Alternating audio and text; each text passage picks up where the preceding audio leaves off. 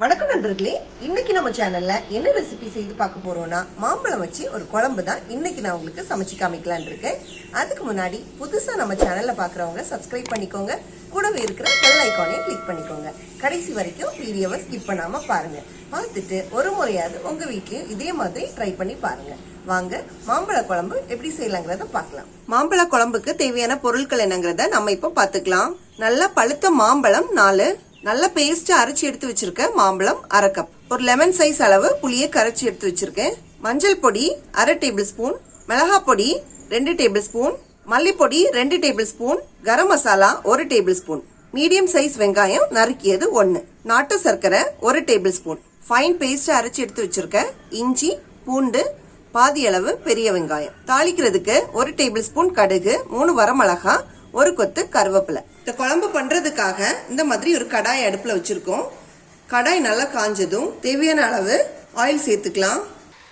Oil நல்லா சூடாயிடுச்சு. அடுத்ததா நம்ம எடுத்து வச்சிருக்க வெங்காயத்தை ஆட் பண்ணிக்கலாம். வெங்காயம் வதங்குறதுக்காக கொஞ்சமா உப்பு சேர்த்துக்கலாம்.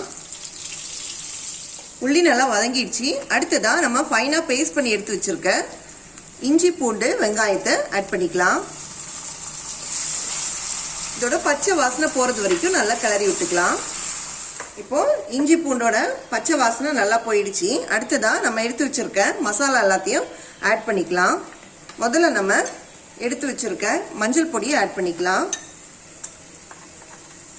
அடுத்ததா 2 டேபிள் ஸ்பூன் அளவு மல்லிப்பொடி ஆட் பண்ணிக்கலாம்.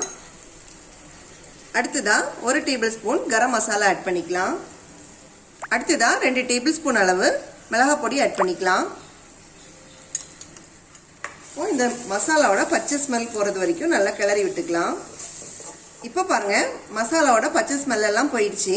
அடுத்ததா நம்ம எடுத்து வச்சிருக்க நல்லா பேஸ்ட் அரைச்சி வச்சிருக்க இந்த மாம்பழ பேஸ்ட்டை நம்ம ஆட் பண்ணிக்கலாம். மறுபடியும் இதை நல்லா கிளறி விட்டுக்கலாம். அடுத்ததா 1 கப் அளவு தண்ணி ஆட் பண்ணிக்கலாம். இப்போ பாருங்க, கொதிக்க ஆரம்பிச்சிருச்சு. இந்த டைம்ல நம்ம எடுத்து வச்சிருக்க புளி கரைசலை ஆட் பண்ணிக்கலாம். நான் இது ஒரு நெல்லிக்காய் அளவு புளி எடுத்து கரைச்சி வச்சிருக்கேன். இதை இப்போ ஆட் பண்ணிக்கலாம். அடுத்ததான் இதுக்கு தேவையான அளவு உப்பு சேர்த்துக்கலாம்.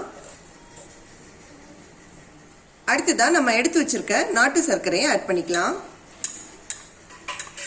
அடுத்ததான் நம்ம தோல் நீக்கி எடுத்து வச்சிருக்க நல்லா பழுத்த மாம்பழத்தை ஆட் பண்ணிக்கலாம்.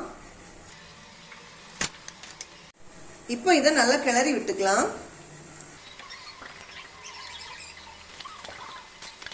இப்போ இதை நம்ம ஒரு 10 நிமிஷம் நல்லா வேக வச்சுக்கலாம். அது வரைக்கும் நம்ம வெயிட் பண்ணி பார்க்கலாம். இப்போ இதை நம்ம ஒரு 5லேருந்து 10 நிமிஷம் வரைக்கும் நல்லா வேக விட்டுக்கலாம். நம்ம 10 நிமிஷம் கழிச்சு நம்ம இதை பார்த்துக்கலாம். இப்போ பாருங்க, 10 நிமிஷம் ஆயிடுச்சு. இந்த கிரேவி எல்லாம் நல்லா வத்தி வந்திருக்கு.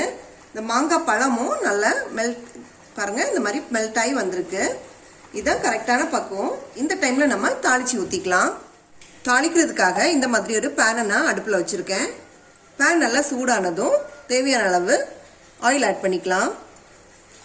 ஆயில் நல்லா சூடாயிடுச்சு. நம்ம எடுத்து வச்சுருக்க 1 டேபிள் ஸ்பூன் அளவு கடுகு ஆட் பண்ணிக்கலாம்.